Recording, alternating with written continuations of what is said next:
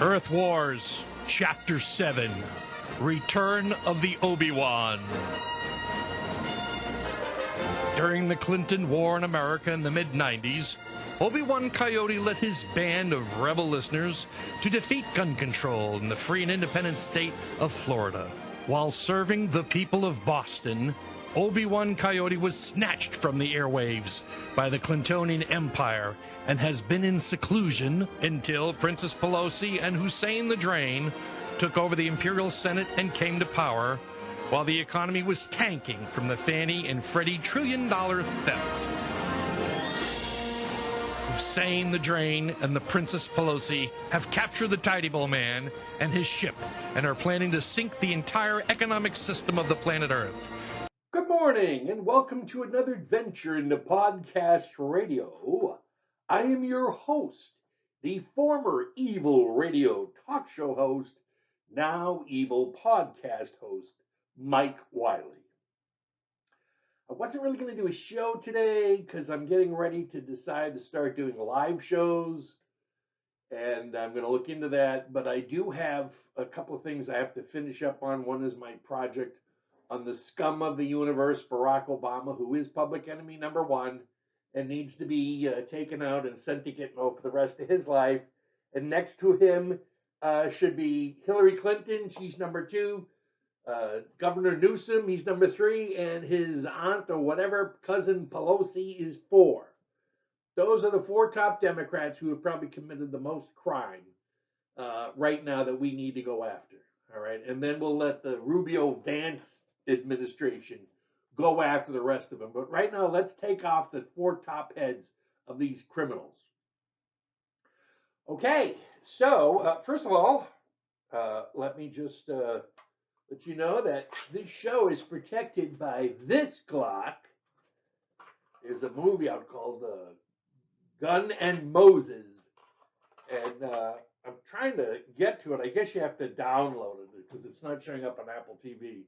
And I have plenty of these around the house to pop in if they decide to come try to take me out of my house. Yes, I had a really nice Springfield AR rifle. I love that rifle. Oh, yeah. I just never shot it because I had to find a place nice enough, and I didn't really want to shoot indoors. And then I never got to shoot it. And I finally said, you know what? I might as well just sell it back. So I sold it back, and I got my two Glocks, one for my left hand, one for my right hand. And I figure if they come to get me, they're going to have to come here, and we'll be on home turf. Anything I say about Hillary Clinton is, of course, true. We know because I wrote this book, The Diary of Hillary's Right-Wing Conspirator, in which I document the bullshit I put up with her. And she hasn't sued me for defamation, so it must be true. You can get this book along with your own shirt. Right now we have shirts for Florida, Texas, and Arizona, the three major border states. I've been doing this show for about 3 years now, so we're kind of prepared. But you can get the book. You just go to my website, WileyInfonet.com. Mike at WileyInfonet.com. Mike is the email or info. WileyInfonet.com. Go to the website. You'll see all about me, my background, my history. 226 is coming around. I can't run for U.S. Senate, even though I wanted to, even though I started a campaign, because people up in the Florida area, known as Tallahassee, Democrats and Republicans, decided, we need to make it difficult for people to run for office so we don't get these wily guys in like we did in 94. He scared the shit out of us with only $15,000. We almost, thank God for Hillary to go after him. Yeah.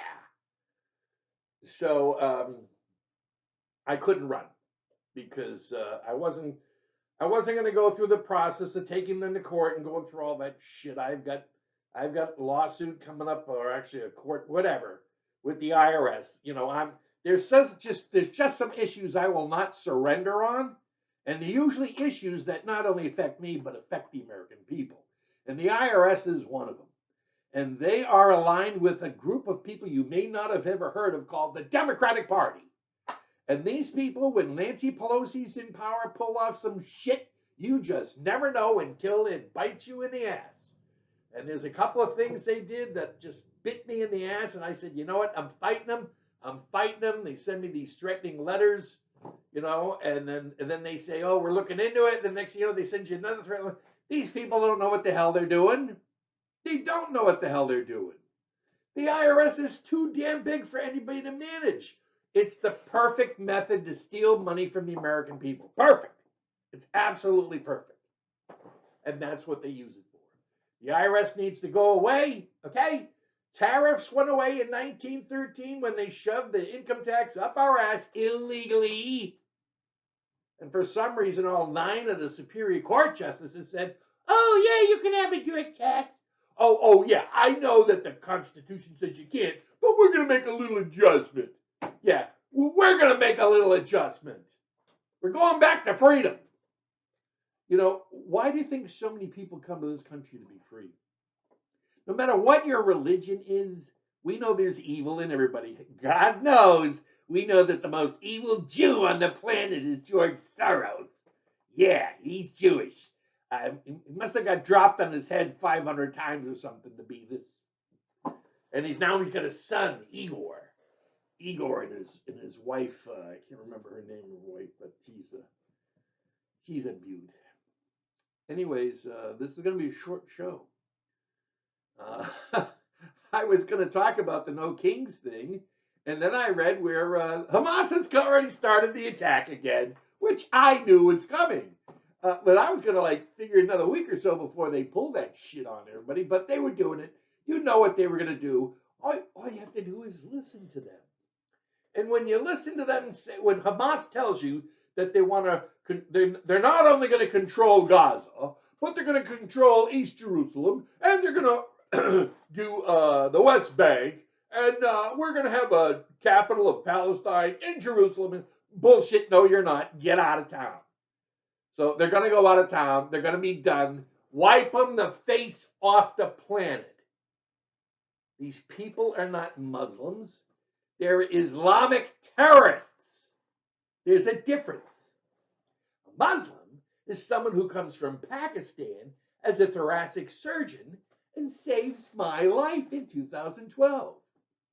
Now, for those of you who like the TV show Landman, you may recall in the last episode, one of the lead white males was killed off because I guess there were too many white males in the show or something. It's always the white males getting killed off. You ever notice that? And he dies in the middle of an operation to repair an aortic aneurysm. That's what I survived. And my surgeon did a hell of a job because she's still working today. Still working today, and is not a problem as far as we know. And I've decided, you know what? We don't need to keep track of it. It hasn't grown in 2 years because I had a little discussion with the guy upstairs and I asked for help. And he keeps me alive because I work for the guy. It's just the way it is. Okay.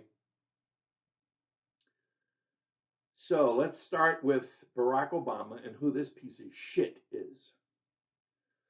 Barack Obama is a Chinese agent. My belief is that if you trace how he got into China, I believe it was in, 1981 when he was 17 or 18. 1981, he would have been 20 years old. And he was in Pakistan. And everyone goes, how could he get into Pakistan? Because back then, if you had an American passport, you couldn't get into Pakistan. He must have had an Indonesian passport. Must mean he's an Indonesian. That's why I call him the Indonesian Kenyan, or the Kenyan Indonesian, whichever one you want. And if you look at the map of Pakistan, you go, hey, Pakistan borders China. And he could have easily just crossed over into China, made his deal with the Communist Chinese, and next thing you know, he wins a U.S. Senate race after losing it twice. Huh? Mike, how can you win a race when you've lost it twice? Well, usually when there's 30 days left to go on a campaign and you're 20 points behind, it's over, buddy. You've lost that campaign. You're done. Barack Obama was there. He was 20 points behind in the Democratic primary for the U.S. Senate in Illinois. For some reason, Chicago Tribune decided to fly somebody out to California and hired a California attorney with the power to get a judicial system to decide to break into the secret files of this divorce, expose it, so he could go ahead and attack his opponent and somehow wins the election. Then now he's in the general, but he's getting his ass kicked in the general too, because Obama's a piece of garbage and everybody knows it.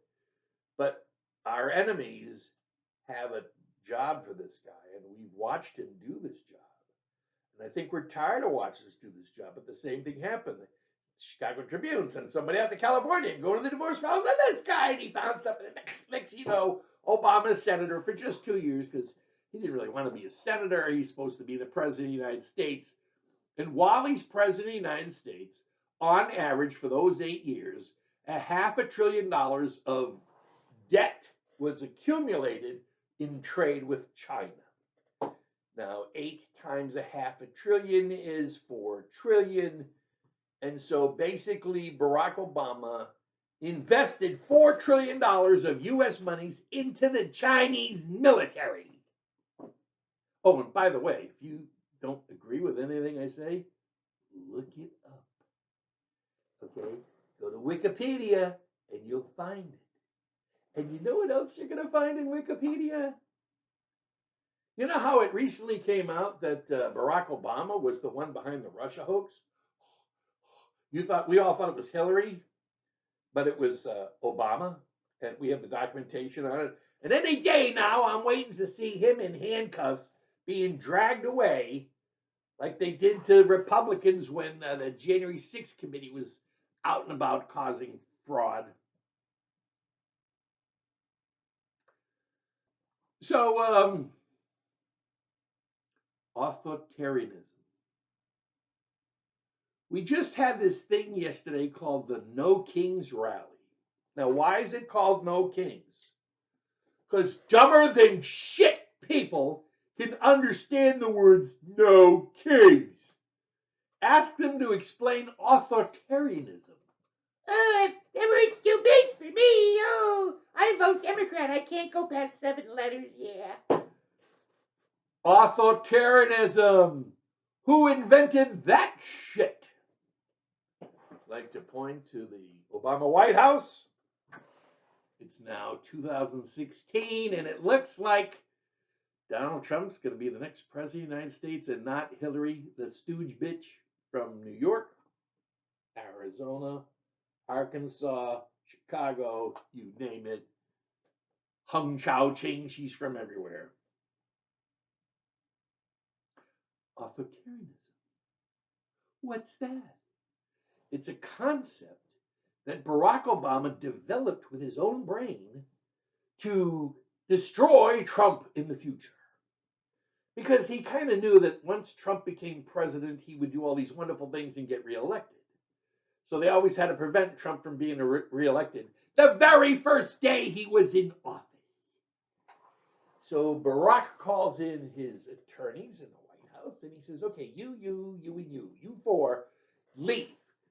We'll pay you. You go open up an office in Washington, D.C., and you start a thing called Protect Democracy. And you can look it up. I've already done this. I've already done shows on this. But it's easier for me to just spew it out to you right now because I know this stuff backwards and forwards and forwards and backwards. Protect democracy is to fight authoritarianism. What is authoritarianism? Well, it's a country who has a leader who's powerful and makes all the decisions.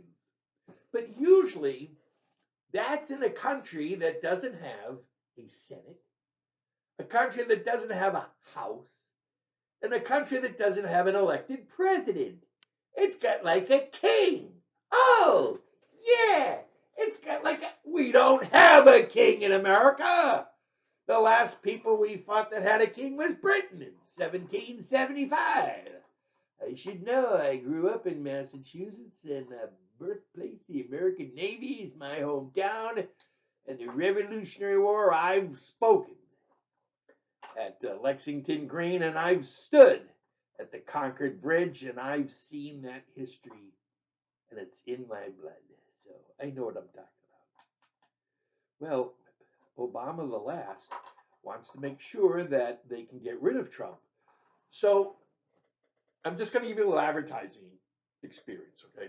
First of all, the best way to win a political campaign is to position yourself versus your opponent, or position your opponent in a light that he can't defeat or she can't defeat. Okay, it's an old advertising concept that went back to the 80s. I know, because I was in advertising in the 80s, and this is what we learned: positioning. And we helped sell products to auto dealers to position themselves in advertising in the minds of the people. Positioning. Position yourself in the minds of the people. Okay. But evidently, that concept was too tough to understand in the 90s and the 2000s. And the mental midgets coming out of college went, huh? I don't understand positioning. Okay, we'll come up with something simple. Hey, branding. Yeah, you know how like you brand a cow? Now you go out and sell branding. Yeah, because it's easy to brand because you draw a design and go, that's your design. You look like that. That's it. That's branding. No, nothing else comes with it. Just that's it. Okay, it's up to you to decide how you want to present it because we don't know how to present shit. We're the new advertising. The new advertising. Well, I come from the days of positioning. And in politics, you need a position. Quick story. After I ran into this bitch again, this time while I was on radio in Boston, made the mistake of threatening her. Yeah. Like, did you threaten her with her life? What did you do? What did you do that made her go berserk? I threatened to run against her in the U.S. Senate race in Massachusetts in 2000 when Ted Kennedy was supposed to be retiring. He didn't retire. I lost my radio career for nothing. And some other guy that owned a small plane went down into the drink because his relative, Ted Kennedy, decided to rerun for election. And Hillary had to go to New York to win the Senate race. Hillary had to be president of the United States. She had to be president, okay? And her goal was 2008. So she had to get into the Senate in 2000. See, she had to get in the Senate in 2000. And so she could only run in two states, Massachusetts, where her husband took 63 or 67% of the vote, or New York, which had a lot of Looney Tune, far left Looney Tune Democrats. As you can see by the blue sections, not too many of them in New York. New York's a red state. Two-state solution that's coming up. So Miss Hillary had me taken off the air. She got work to deal with the FCC as an $8 million bribe to buy 8 radio stations and give it to the ownership if they took Mike Wiley off the air. And then I was blacklisted, and it's all in the book, Diary of Hitler's Right-Wing Conspirator. You want to learn about evil and who fights evil? It's me. It's me. So Hillary's on the shit list too. Number 2. Number 3 is Governor Newsom of California. This piece of garbage is stealing billions of dollars from the California people after it arrives from the federal government and decides to shove it up our ass through giving it out to illegals and this and that and the whole thing. We're not going through him. He's a whole other story. But him and his illegal immigration fundraising is a question mark. And then number 4 is Nancy Pelosi. Nancy Pelosi, the hit lady.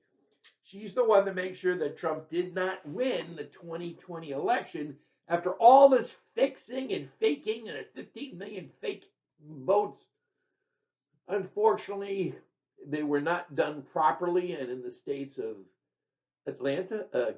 Georgia, Michigan, Pennsylvania, Wisconsin, Arizona, and Nevada, those 6 states, 5 of them had Republican state legislatures, majority state legislatures. And based on the Constitution, if you're following the Constitution, they're the only ones that can change the manner in which a federal election is done. But they knew they couldn't get the Republican legislatures to change the laws to allow fake mail-in ballots that you don't even check to see if they're real. You didn't check the signatures. So they had to steal the election. But now they have to protect the election from being unstolen. And that's what January 6th was all about. And 1,500 Americans were incarcerated illegally. And I'm waiting for that day when they go after these people. And I'm waiting. Now, we know that the amount of crime committed by Democrats is unbelievable.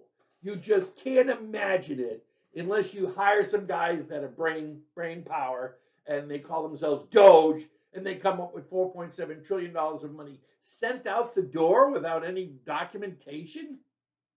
That's stealing. That's embezzlement.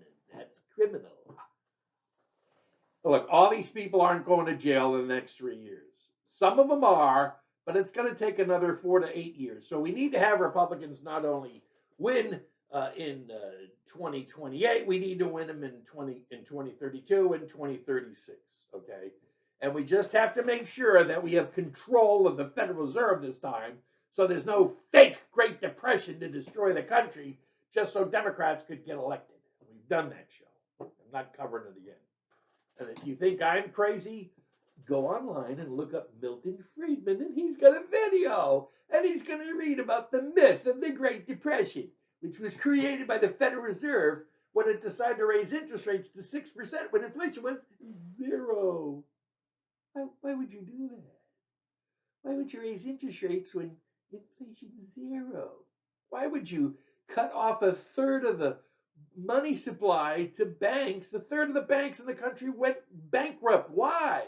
Because we needed a depression to get the Democrats elected.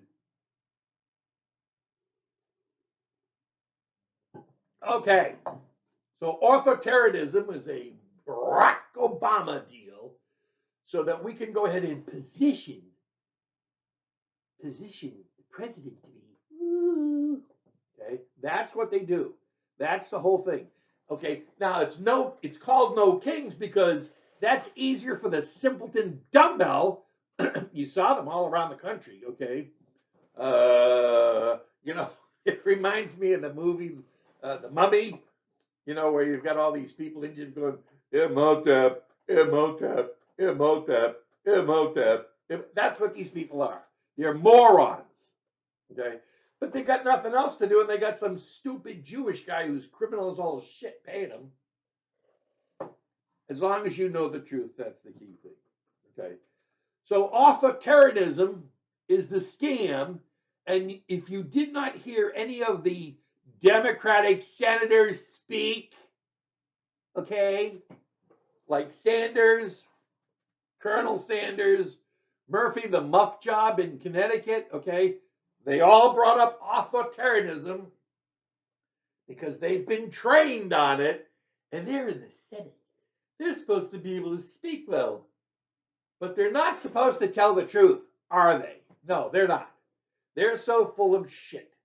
And that's why I came up with the two-state solution where we're going to take the red sections, 345 counties, red counties out of the blue states and separate them, make them a separate state. That means a separate governor, separate legislatures, and 2 new GOP senators, which will give us quite a few in the Senate. And then we don't have to go through this shit anymore about trying to get the 60 votes, because we'll have 71 Republican senators. 71 Republican senators. And then there's no more filibuster bullshit. There's nothing. Okay? We run roughshod off of these people, and we get this country fixed. Now, the government currently is shut down because the Democrats want us to spend it $1.5 trillion. Now, this is amazing. You can always tell when people are stupid. They can't understand that there's people out there like me who follow the numbers. And we're trained to go, 1.5 here, 1.5 there. Wow.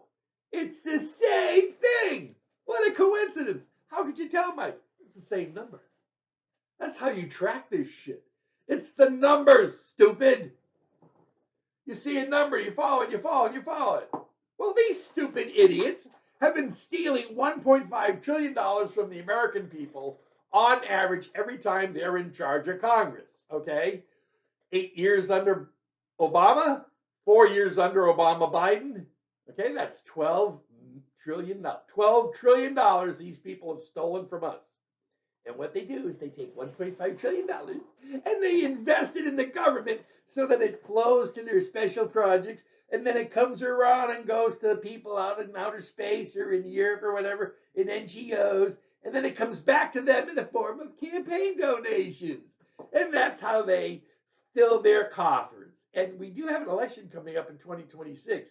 And remember, if you're full of shit and you're not telling the truth, you need a lot of money to campaign on, because you have to repeat bullshit over and over and over and over and over and over and over again. Now, right now we have a governor's race in New Jersey and a governor's race in Virginia, and the stooge Democrat blonde women who are full of shit and our criminal intent is known for what they've done are still leading.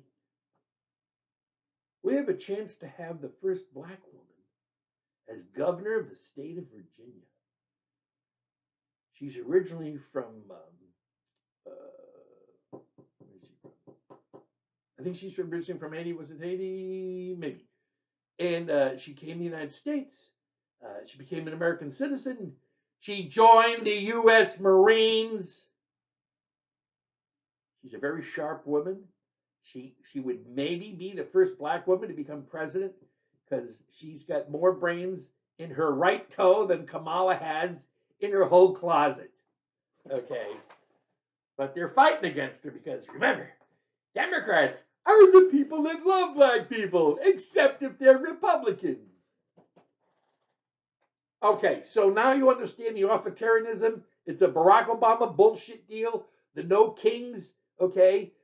No kings. It's like, okay, we're sitting in Las Vegas and we're playing poker and I have 3 queens. I hope you have no kings. I'm so sick of this shit. Let's see. We've been, 26 minutes. Good. I wanted to keep this short and sweet and to the point. Okay, so we're back at war with Gaza again. This time, we knew Hamas was going to pull this shit. I mean, I knew it. It was any day now I was going to be coming sitting here in front of you and going, well, here we go again. Except we're not going to hear it go. They're gone. They're gone. Hamas is gone. Hamas is not only gone in Gaza. They're going to be gone in East Jerusalem. They're going to be gone in Judea. And they're going to be gone in Samaria. And Judea and Samaria and Gaza, which are part of Israel since the 1924 deal after the World War I ended and the Ottoman Empire fell apart. Okay? It's Israeli land. It always has been.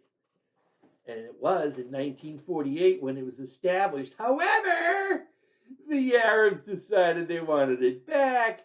And so in 1948, they attacked right after the announcement that there is a new state. And they took Judea and Samaria, and they took the Golan Heights, and they took Gaza.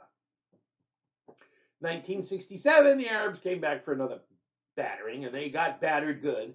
And Israel took back Judea and Samaria. Israel took back the Golan Heights, and Israel took back Gaza.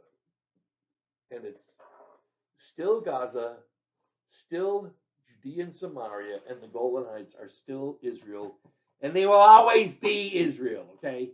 Here's my message to the Islamic people around the country and around the world. I know that most of you are very good people. Look, there's what, 3-4 million Muslims in the world, okay? And how many of them are scumbags? 1,000, 2,000, 5,000, 10,000? That's a very small percentage. See, now, there's only about 16,000 of us Jews in the world. So, you know, when we have 2 or 3 scumbags like Soros, really, you know. Then we got Schumer. He's Jewish, but he's He's a verstunk. And of course, he's not, now that the king's rallies over, he's going to, okay, let's reopen up the government. Bullshit. Keep the government shut down until we're done cleaning out all the crap that Democrats have been putting into the federal government for the last 25, 30 years. They have built, when Bill Clinton was president of the United States, the federal budget was $1.7 trillion. And then when Obama came to power, the Islamic terror, it went to $3.4 trillion. He doubled it. Oh, we needed all this money for this, and for that, and for this, and for that, and for this, and for that.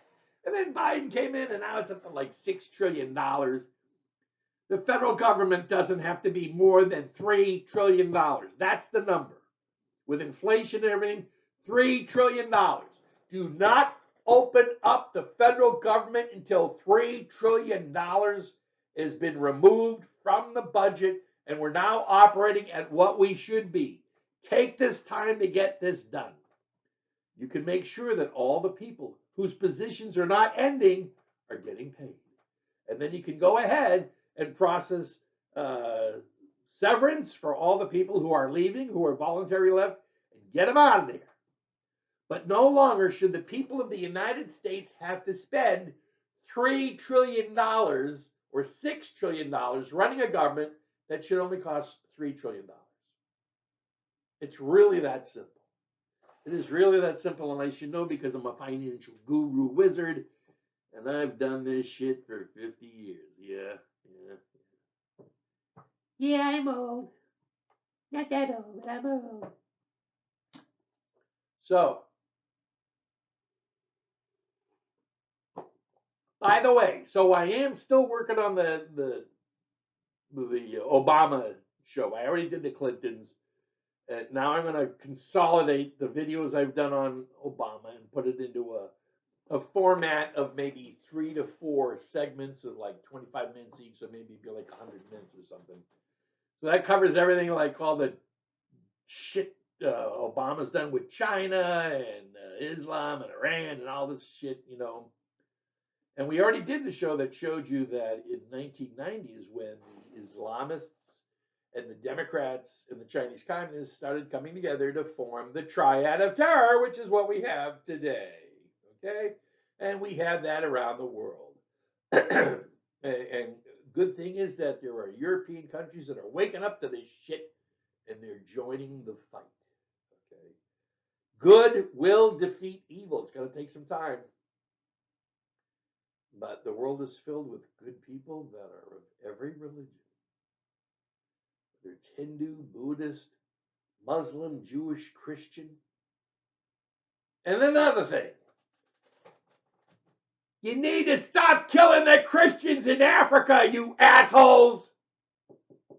I can't stand by and not say something. Because I'm reading this shit and I'm going, what the? Why isn't somebody stopping it? I understand that Americans want America to just save America. I understand that. But ladies and gentlemen, we're part of a world. You know, we're part of Earth. And anything on that planet is our responsibility. Why? Because we're the only ones responsible enough. But that doesn't mean we can't get Russia to straighten up and be the country they should be. Russia should be right there with us. We're the same freaking people. I should know my grandfather was born in Russia.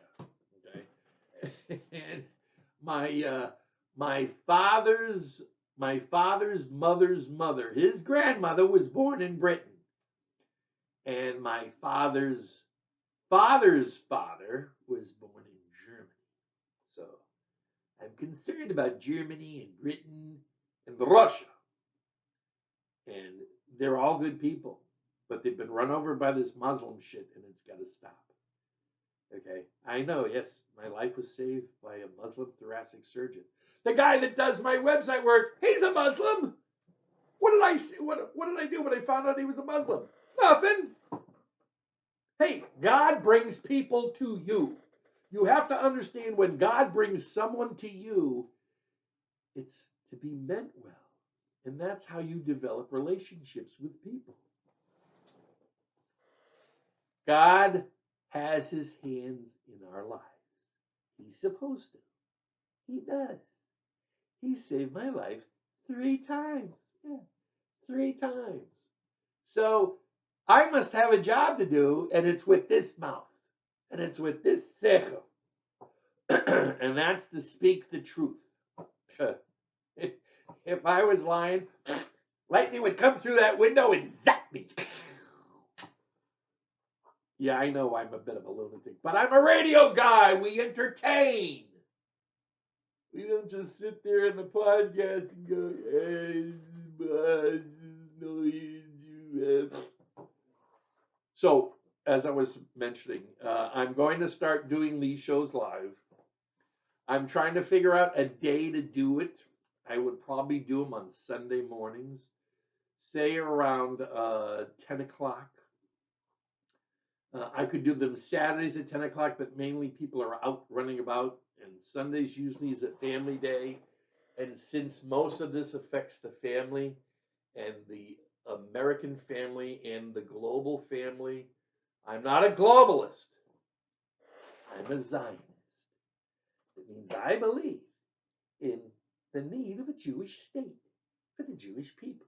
That's all it is. The Islamists make it seem like Zionists, we're right-wing extremists or something. We're not. But we will kill you if you try to kill us, okay? We learned World War II, okay? You see the TV shows or the movies, and you see the Nazis coming into the house and pulling up 6 Jewish people up and putting them in the machine, the truck and driving them off. Just think. So they took 6 million Jews, they made them disappear. What if each one of those Jews was, or at least think about a third of the Jews, let's say 2 million of those 6 million, were armed with a Glock. And then the Germans came in and go, okay, we're taking you away. And they'd go, no, you're not. Bing, bing, bing, bing, bing, bing. So if 2 Nazis were killed every time they took away a Jew, they would have run out of Nazis after about half the Jews were taken. And that would have ended the story. And so that's why I am known as a gun rights advocate, because, baby, this will save your life one day. And have plenty of these, okay? You know, I got a couple in the cabinet in the kitchen, just in case. I got a spare one of these in the safe, just in case. Because you never know when evil is going to knock on your door. But we fight evil by being good. And let me just make a comment. There are a lot of people out there who need help. Help with food, help with paying their bills. Now, I'm not a wealthy person. But I happen to have an occasion where I was dealing with a criminal organization that wanted to try to shove $200 worth of food up my ass. And even though I didn't order it, and even though it had been canceled, and even though they charged a debit card that had expired, they committed financial fraud. And you won't believe when I mentioned that to the bank, they went, well, we don't know that. I was like, what? What's the sense of having expiration and codes, security codes on the cards if you don't know what they are? Because you would have known that they were using a card that was expired, and you wouldn't have put the 200 through. Well, they reversed it, and we're waiting to see what happens with it. But I got a hold of these people, and I told them, hey, you're going to have to credit this. Otherwise, you're going to have to deal with me in court. And I'm just going to work with the Attorney General in New York and the Attorney General in Florida and the Attorney General in Washington. And I'm going to be the biggest pain in the ass you've ever seen. Why? Because I can be. Remember, those of us who choose good have to be tough on evil, because nobody else is going to be. And so what happened was they still delivered the food. It was left in front of the house, condo. There it was. And I said, what am I going to do with this? I can't let this $200 worth of steaks and hamburger go to waste. But I can't touch the box. You see, if I touch the box, the judge is going to say, Mr. Wiley, you received it and you touched the box, and that's considered receipt, and therefore you have to pay for it, okay? But I didn't touch it. My fingerprints are not on it. And Lord knows, these fingerprints have been with the FBI since 1974 when I graduated college and got to work for a defense contractor. The first thing I did was go through security clearance, which means fingerprints. I had to make sure that I wasn't some lunatic scumbag from outer space or something. So I was calling every nonprofit I could find in the area. And one guy responded and he says, listen, I'm out of town, but I can have one of my people come over and pick up the food. And so they came by and they picked up the food. And he sent me a text message about 20 minutes later, says, I just want to let you know that box of food was delivered to a grandma with a house full of kids. And it was the organization helped wayward children and find them homes and this and that. And so sometimes there's people that take in 4, 5, 6, 7 kids. They can't really afford to feed them all, but it was really good to know that I did a good thing. That's what makes us humans. I love you. Bye. I recall here gratefully some of the most prominent success stories of the United Nations when the world 35 years ago stood in solidarity with the state of Kuwait and in support of truth, justice, and the rule of law. And this message of support remains in the hearts of every Kuwaiti citizen today, as well as the efforts to liberate Kuwait from a brutal invasion. I give the floor to United Nations Watch. Distinguished delegates, we recently heard the Crown Prince of Kuwait, Sheikh al-Sabah, telling the UN how 35 years ago Allied nations liberated Kuwait, quote, in support of truth, justice, and the rule of law. Indeed, hundreds of Americans, Britons, and others gave their lives to free Kuwait. Now, today, we consider its record. On May 10th, Emir al-Sabah unilaterally and unconstitutionally dissolved Kuwait's parliament. When activists complained, he threw them in prison. According to the U.S. State Department in Kuwait, there are credible reports of torture, arbitrary arrest, serious restrictions on free speech and freedom of the press, and trafficking in persons, including forced labor. Kuwait, is this what you mean by justice? Under the cybercrime law, Kuwait jails peaceful dissidents for tweets. Prisoners are hanged with no due process. Women are denied equal rights. Gays are criminalized. Human rights defenders, journalists, and academics have been stripped of their nationality in violation of international law. Kuwait, is this what you mean by rule of law? 68% of Kuwait's residents are non-citizens with no right to vote. Naturalization is rarely granted and entirely prohibited for non-Muslims. Last year, the cabinet approved the emir's decree removing the right of foreign women to acquire citizenship. In Kuwait, 100,000 residents known as Bidoon are denied citizenship, healthcare, jobs, and education. When Bidoon poet Mona Karim attempted to return to Kuwait, she was expelled at the airport. Migrant workers remain trapped in the kafala system, denied basic protections, their passports confiscated, and their labor exploited. And so today, we ask Kuwait. 35 years ago, hundreds worldwide gave their lives to restore your freedom. Do you now honor their sacrifice by denying freedom to your own Kuwaiti people? Point of order from the delegation of Kuwait. This NGO has deviated from the question before us and has addressed issues that are not covered by this item on the agenda. We would ask you to rectify them. Thank you. I give the floor back to the Speaker of United Nations Watch. Mr. Chair, Kuwait's attempt to silence us is exactly what they do to their own people at home, proving the very point we were making. I thank you.